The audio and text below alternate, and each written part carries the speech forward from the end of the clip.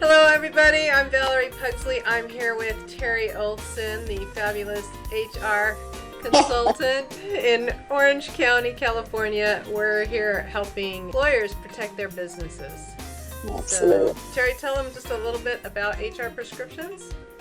Well, we've been in business for 19 years, again, located in Orange County, California. And I started the business 19 years ago because I just had a passion for protecting small employers. You know, they don't need a full-time HR professional, but they need to know all the laws that they impact them even when they have 5 or 10 employees. So that's why I started it and still going strong. Okay, and today we're talking about a decision that was recently come up with Ward versus Tilly, and we're bringing this as information.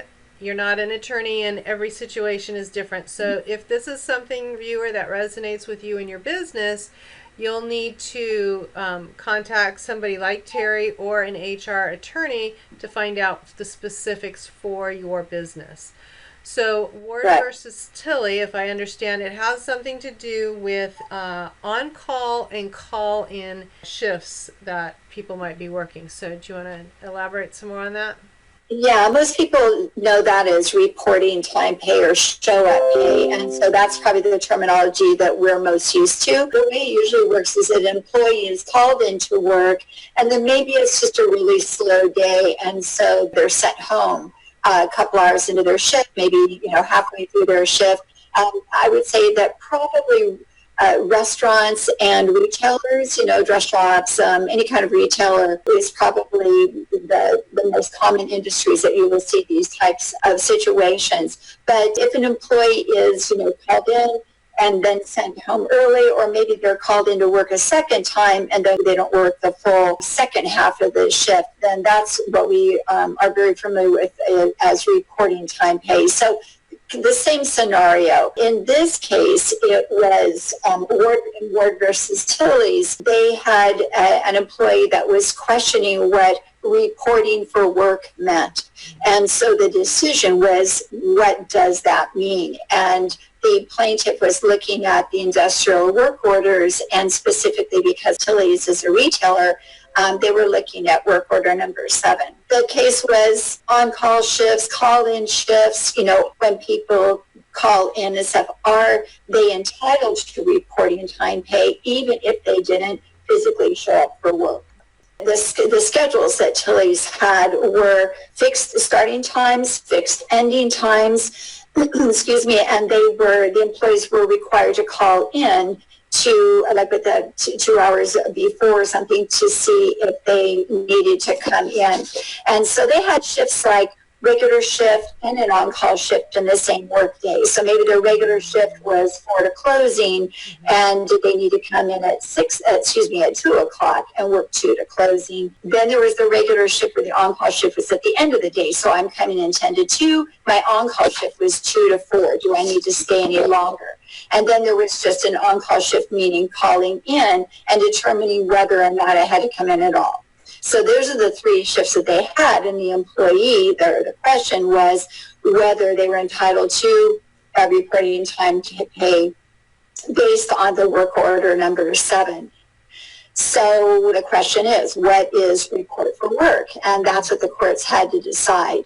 Okay. And they did make a determination that an employee who was just calling in, to see if they needed to come into work, wasn't really explained in the work order or intended, but someone who is already there at work, and then whether or not they should stay, are they entitled to reporting time pay for the hours that they may be working on this second half of the shift, then maybe they would be entitled to that. So someone who would come in 10 to 2, and then their on-call shift was 2 to 4, they would be entitled to reporting time pay for the 2 to 4.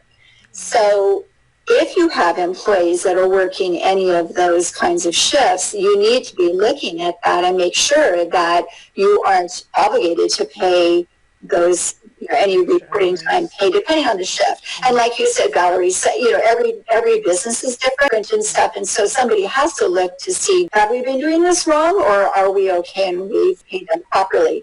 So if you have any questions on that, as Valerie said, you can contact me, or you can check with your employment attorney and make sure that you are being proactive, even if you're thinking about scheduling those types of shifts, and make sure that you're doing it the right way, so you don't have to show up at the Department of Labor someday to defend yourself.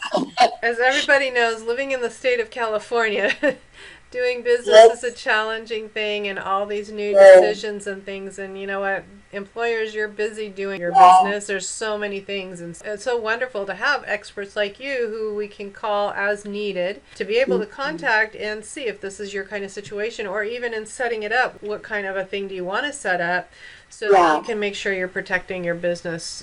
Yeah, someone who's starting a business, then, they're going to start with 2 employees or something. And a lot of times employees will say, oh, it's okay, I don't mind.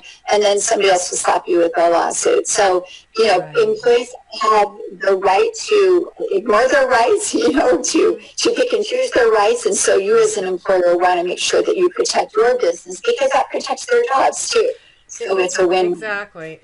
And what might be okay now might not be okay with them 6 months from now, right? So it is a good idea to set things up right at the get-go. So if somebody wanted, if somebody didn't have an HR consultant, how would they get a hold of you? Okay, so I'm in Orange County, but we handle anything in California. My phone number is 714-441-2422. That's my office number. And my email address is Terri, Terri, at hrprescriptions, with an S on the end, .net.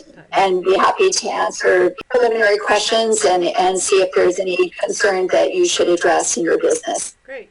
And we'll be putting a link down below to her website. And if you have questions about this or any other HR topic, put it down below, and maybe that will be a future video that we'll create, because if you have that question, somebody else might. Subscribe to this channel as well, because we're working on getting videos out more frequently, and we want to answer your questions, small employers, because we want to protect your businesses. You are what makes the economy go round, and you're so important to the lifestyle that we have here in America, and in Orange County and California as well. Hopefully that was helpful to you. If you have these kinds of situations, be sure to talk to an expert, either Terri or somebody else near you, or somebody who you know in your network of people that's either an HR consultant or an employment attorney, and they'll be able to look at your individual situation and help you out with that. So thank you so much for sharing today, Terri. Thank you. We'll see you on next month. Everybody. All right.